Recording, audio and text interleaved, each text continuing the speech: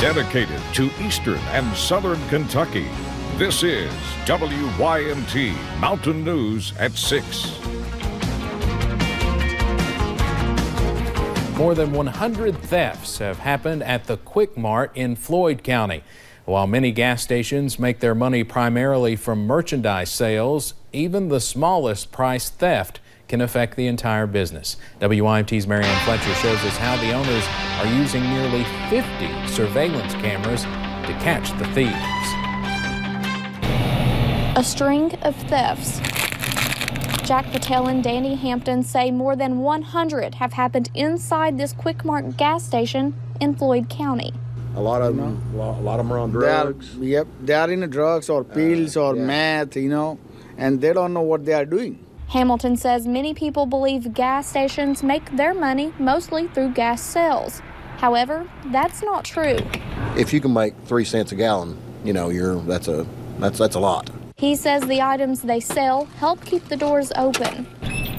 When the shoplifter shoplifts, somebody has to cover that cost, so the product will go up. Patel installed 48 surveillance cameras and even moved the store around to help deter thieves.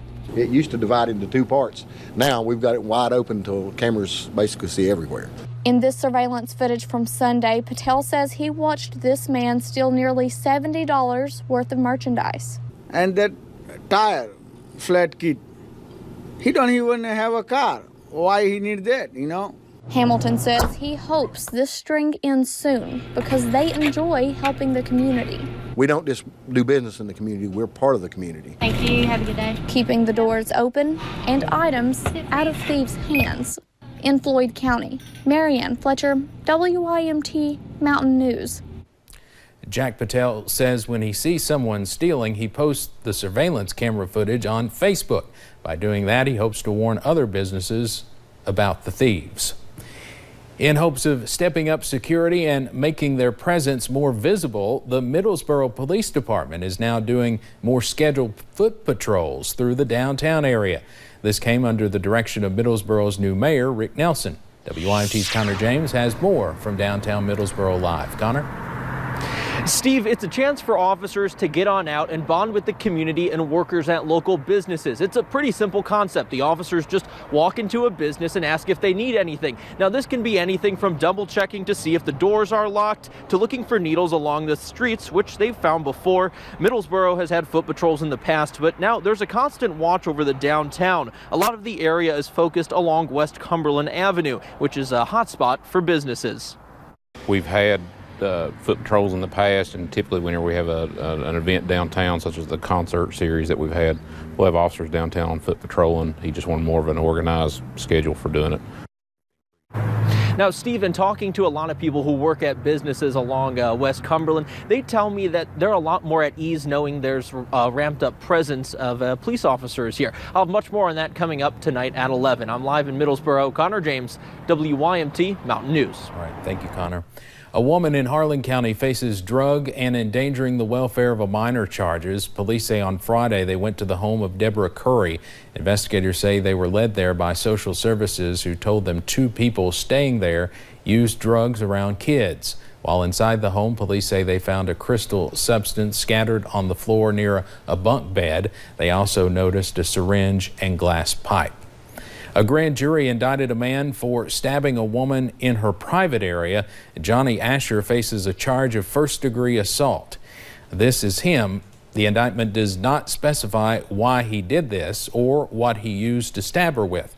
Authorities say the woman was seriously injured as a result. This allegedly happened in September 2018.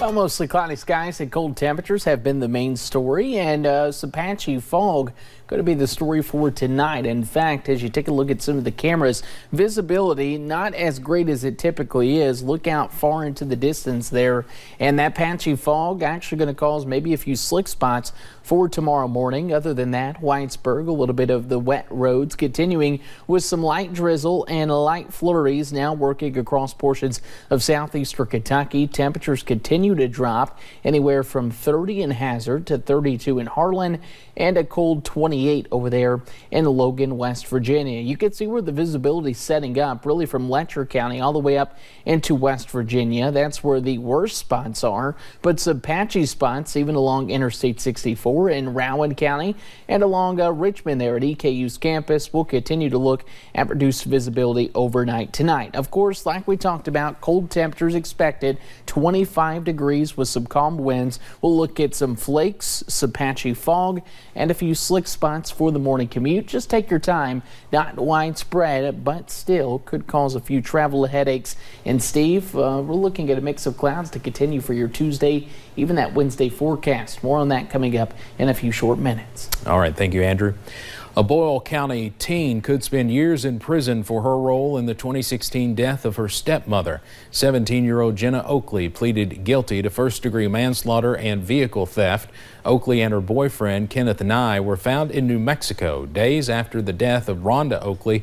The attorney for Jenna Oakley asked the court on Friday to move the case back to juvenile court. She was supposed to go to trial next week. As part of her plea, Oakley is expected to get a 15-year prison sentence. Tonight we are learning more about a mining accident that killed a Tennessee man with Eastern Kentucky ties. Jeffrey Sloan grew up in Harlan County. He moved to Clinton, Tennessee later in life. WYFT's Hannah Reynolds talked to Coroner Jason Steele about the incident. Bell County Coroner Jason Steele says he was called to Nally and Hamilton Mines off of Kentucky Highway 2012 on Monday morning. Engineer was inside doing a SPAD job for a contracting company at Tenco Energy's Tom's Fork mine. Jeffrey Norman Sloan of Clinton, Tennessee was killed close to 600 feet underground while surveying. He became involved in what's called a power haulage accident, which involved a piece of equipment called a shuttle car. Coroner Jason Steele says while there haven't been a handful of mine fatalities since he has been coroner, his thoughts go to the families and communities affected. Having to make those contacts, that stuff, it just really does weigh on you sometimes. But you just try to, get through the best you can and be there for everybody that you can be there for. MSHA and the Kentucky Department for Natural Resources Division of Mine Safety will be working together to recreate the accident and determine what caused it. In Bell County, Hannah Reynolds, WYMT Mountain News. As we mentioned, we have learned Sloan grew up in Harlan. He played football for the Green Dragons and was a member of the Harlan Boys Choir. Just before the newscast, we also learned he served as a pastor at Second Baptist Church in Clinton, Tennessee. Now, last week we reported coal mining deaths being at a record low here in Kentucky in 2018. 29-year-old Hubert Grubbs Jr. died in March in a Cumberland area mine. His was the only mining death in the state last year. A total of 12 people died in coal mines across the United States in 2018.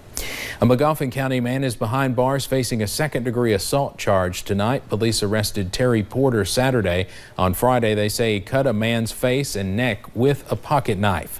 The victim was taken to a nearby hospital for treatment. Porter pleaded not guilty this morning. A preliminary hearing is set for January 23rd. The state's education commissioner is showing us a new initiative to encourage students to become community leaders. The Student Ambassador Initiative aims to raise the bar in learning and help close the gaps in the state's education system. Commissioner Dr. Wayne Lewis says the initiative will ask students to do service projects that promote learning where they live. If we are going to make the type of progress that we have to make with raising the bar, with closing the gap, we need their leadership. Lewis hopes the Student Ambassador Initiative will encourage kids from all backgrounds to invest in their education. Today, another Republican filed to run for governor in Kentucky. William Woods of Corinth joins State Representative Robert Goforth of Laurel County, who announced his campaign last week.